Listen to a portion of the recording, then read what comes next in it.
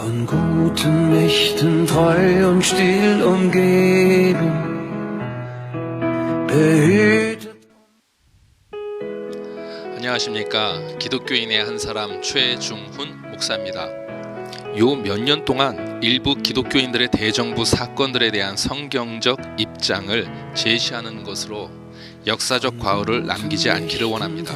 그리고 하나님과 정부, 국민께 사과의 말씀을 전하고 싶습니다. 한 3년 동안 일부 기독단체들의 대정부 행보들을 보면서 통탄하지 아니할 수 없었습니다. 이제는 성경에 입각한 소리를 내야 할 때가 되었다고 판단하여서 본 영상을 제작하게 되었습니다. 제가 사랑하는 기독교도들과 그리고 사랑하는 대한민국 국민들, 정부분들께 조금이나마 위로와 격려가 되기를 소망합니다. 5가지로 구분하여 저의 마음을 전달하겠습니다. 첫째, 과연 일부 기독교인들, 특별히 보수라 일컫는 일부 집단들이 내세우는 프레임들은 올바른 것들입니까? 이들이 내세우는 프레임은 꽤나 단순합니다. 공산주의 아니면 민주주의입니다. 흑백 프레임이지요. 제대로 분석하셨고 판단하신 것입니까? 앞으로 다가올 시대에 과연 이 프레임이 미래지향적이며 바른 사상체계라 생각하십니까? 공산주의와 민주주의 경계가 모호해지는 현재와 미래의 국제관계를 생각해 볼 때에 우물안 개구리식 흑백 논리가 아닙니까? 이미 국제는 이 둘의 구분을 교호적으로 국가 이익을 위해 선용하고 있는데 유독 일부 집단만 이러한 사상체계를 강조하는 행태는 안타깝기 그지없고, 더 나아가서 이 프레임이 마치 기독교 전체의 프레임인 양 호도하는 것은 참으로 안타까운 현실이 아닐 수 없습니다. 성경과 미래 관련 지혜가 부족한 무지의 결과가 아닐까 생각합니다. 오히려 후한 무치는 이쪽일 수 있으니 같은 배를 탄 한 사람으로서 안타깝지 않을 수가 없습니다. 김구와 이승만 선생은 70년 반목을 뒤로 하고 이제 화해해야 할 시대가 되었습니다. 시야를 더 크게 확장해야 되지 않겠습니까? AI 국제관계, 스마트시티, 세계의 새로운 사회, 정치, 경제 질서를 고려할 때가 되었습니다. 아담 스미스의 보이지 않는 손은 이제 재해석되어야 합니다.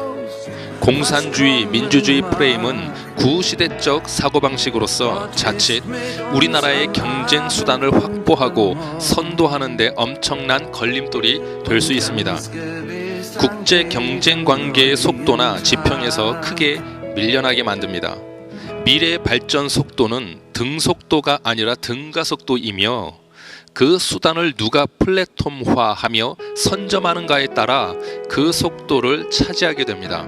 그러니 밀려나는 속도 또한 등저속도 직선운동이 됩니다. 한 번 밀리면 끝없이 밀려나가게 됩니다. 혹시 종교든 정치권이든 보수 진영이 이러한 구시대적 사상 마인드를 갖고 있다면 기독교인의 한 사람으로서 보수 진보를 떠나 저는 지지하지 않을 것입니다. 우리나라를 사용하고자 하시는 하나님께서도 과연 기뻐하시겠습니까? 광화문 분들께 질문드립니다.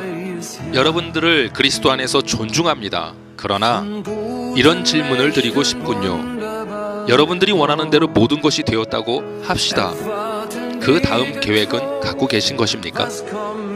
앞으로 다가올 시대에 대한 이해는 있으신지요? 하나님께서 다가올 시대에 기독교인들을 어떻게 사용하실지에 대한 청사진을 확보하셨는지요? 세계의 흐름은 여러분들이 생각한 대로 흐르지 않고 여러분들이 상상하지 않았던 획기적인 사건들이 사회, 정치, 경제 분야에서 발생할 겁니다. 그때도 전통과 과거 운운하시면서 지금과 같은 프레임을 고수하시겠습니까? 더 나아가서 하나님께서 이 프레임을 다가오는 시대에 과연 사용하실까요? 여러분들에게는 그 프레임이 감격스러운 결과일지 모르겠습니다만은 다가오는 시대에는 오히려 하나님의 사역을 가로막는 과거 지향적 오만과 교만의 산물일 수 있습니다. 과연 하나님을 위한 것입니까? 오히려 더욱 뱀같이 지혜롭고 명철하여 명석히 분석한 결과를 갖고 미래를 선도해야 하지 않겠습니까? 이 시대의 쇄국 정책은 하나님의 일과 국익에 반하게 됩니다. 콘스탄틴 대제는 기독교인들의 입맛에 맞는 사람이 아니었습니다. 하나님의 신비한 섭리적 역사로 기독교의 자리가 그를 통하여 확보되었던 것이죠. 놀랍게도 그때부터 오히려 기독교는 병들기 시작하였습니다. 무조건 정부를 적대적 관계로 만들어 전복시키려는 것은 성경과 역사에서 찾아볼 수 없는 희한하고 생소한 신학입니다. 진정으로 성경적 사회인 그리고 국민이 된다면 과연 지금과 같은 행위를 보일 수 있을까요? 두 번째, 문제 해결 방안이 국가 정부를 전복시키는 것입니까? 성경 어디에 이 방안을 지지하고 있습니까?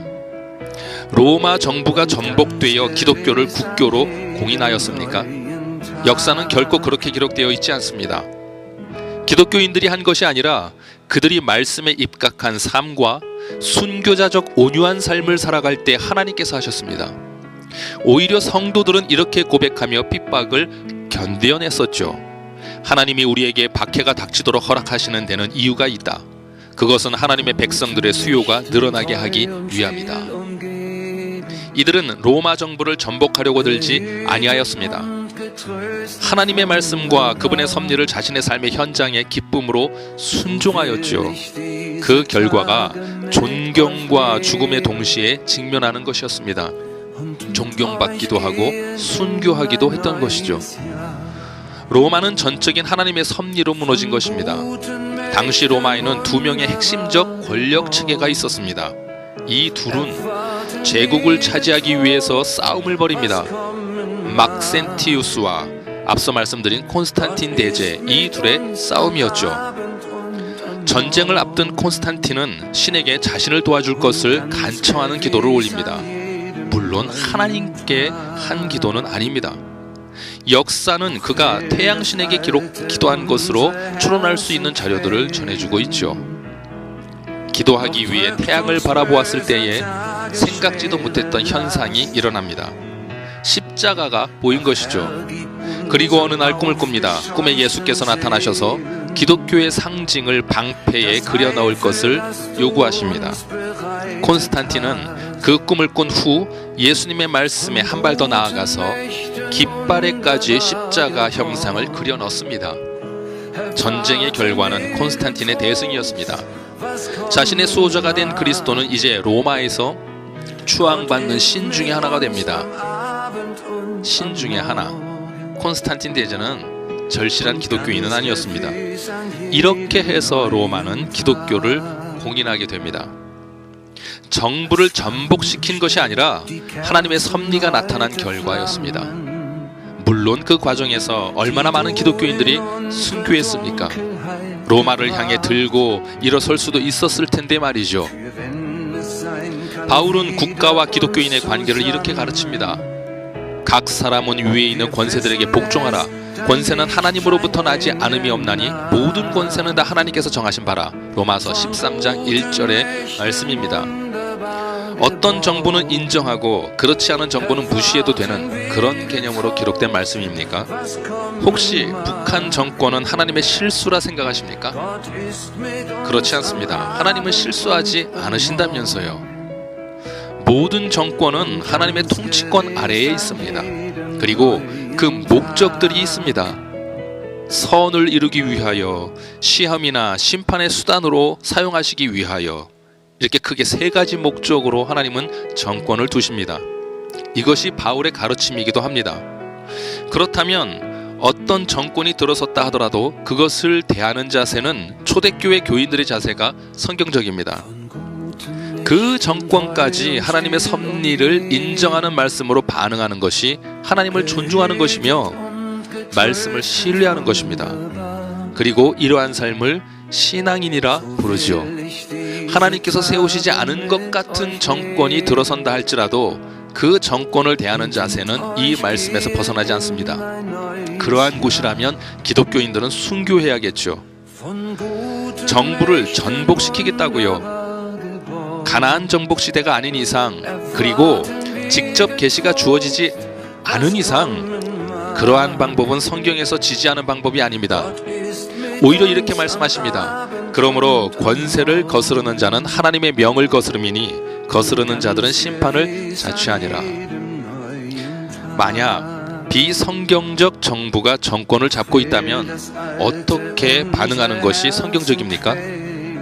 지금과 같은 방법은 결코 아닙니다. 기독교 핍박 시대인 로마 시대와 혹시 모를 앞으로 다가올 핍박의 시대가 있다면 다를 것이 무엇이겠습니까? 이 시대에는 들고 일어서도 되고 그 시대에는 그러면 안 되는 것입니까? 하나님의 말씀은 영원토록 동일하십니다. 과연 말씀에서 비롯된 행위들인가요? 세 번째, 기독교인의 자세는 어떻게 해야 합니까? 비성경적 상황이 지속된다 하더라도 정부 또는 그러한 단체를 향하여 순종해야 하니 꿀먹은 벙어리로 있어야 하는 것입니까? 그렇지 않습니다.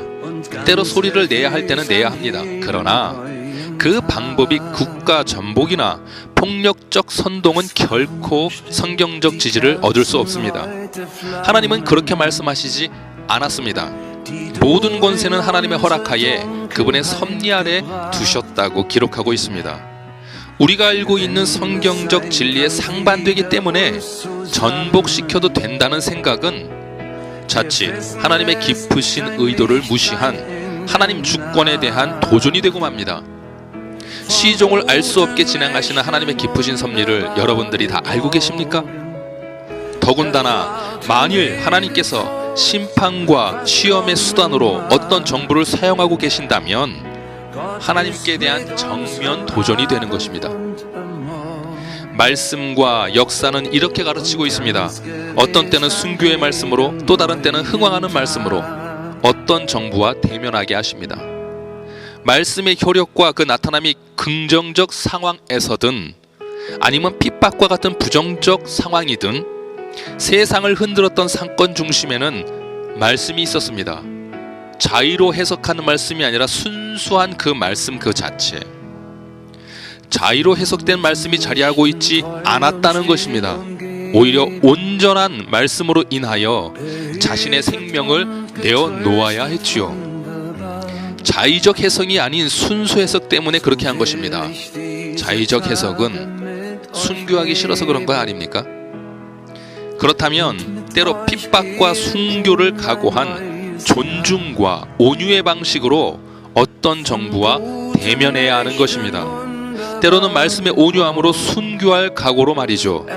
이것이 실은이 전복하려는 것 아닙니까?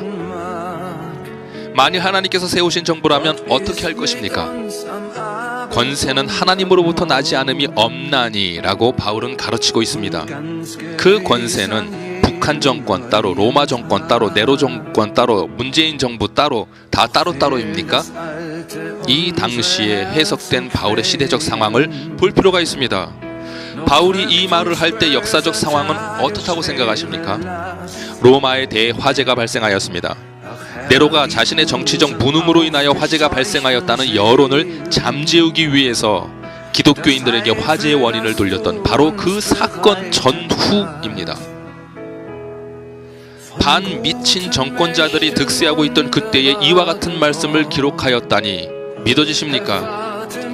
위에 있는 권세들에게 복종하라. 권세는 하나님으로부터 나지 않음이 없나니 모든 권세는 다 하나님께서 정하신 바라.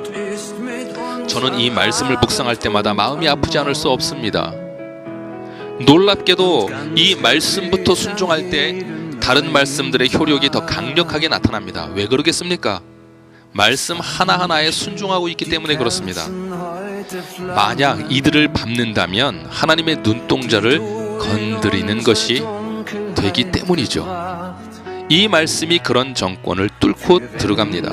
그리고 하나님의 언약과 약속은 각 말씀들을 통하여 오히려 더욱 생명력으로 나타나서 지구가 흔들리는 역사를 만들어냅니다. 이것이 바로 기독교 역사였습니다. 정부를 전복시키겠다고요. 이것부터 말씀을 무시하고 있는데 그 다음은 무엇이겠습니까? 이것 하나 지키지 않고 있는데 무엇을 지키겠다는 것입니까? 그리고 무엇으로 국가를 선도하겠다는 것입니까? 하나는 버리고 또 하나는 취하겠다는 것입니까? 말씀을 계속하여 자의적으로 해석하니 말씀의 자리에 다른 것이 대체되지 않겠습니까? 네 번째, 일련의 사건들을 일으킨 협소한 사고방식의 그리스도인들을 그리스도의 용서와 자비로 먼저 품습니다. 저도 동일한 기독교인입니다. 그리고 더 나아가서 기독교인의 한 사람으로 정부와 국민께 사과의 말씀을 전합니다. 죄송합니다. 그러나 하나님의 말씀대로 됩니다. 기독교인으로서 하나님의 말씀에 바로 서겠습니다. 하나님의 말씀대로 정부와 국민, 교회, 그리고 각 개인들에게 그 뜻하신 바가 성취됩니다. 하나님의 구원과 심판이 그리고 은혜와 공의가 정부와 국민과 교회 그리고 각 개인들에게 성취될 것입니다. 그 하나님을 신뢰하는 기독교인으로서 여러분들께 사죄의 말씀을 드리며 더 나아가서 하나님의 공의 앞에 머리를 숙일 것을 간곡히 부탁드립니다.